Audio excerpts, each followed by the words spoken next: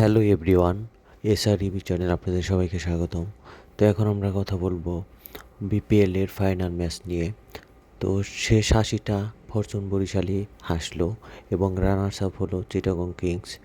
আজকের বিপিএলে বাংলাদেশ প্রিমিয়ার লিগের ফাইনাল ম্যাচে চট্টগ্রাম কিংস প্রথমে ব্যাটিং করতে নেমে ১৯৪ রান নেয় এবং ১৯৫ রানের টার্গেট দেয়।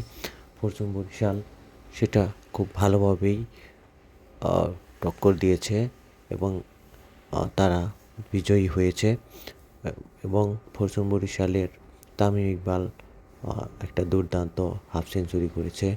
তো চট্টগ্রাম কিংস পারভেজ হোসেন ইমন খুব ভালো ব্যাটিং করেছিল।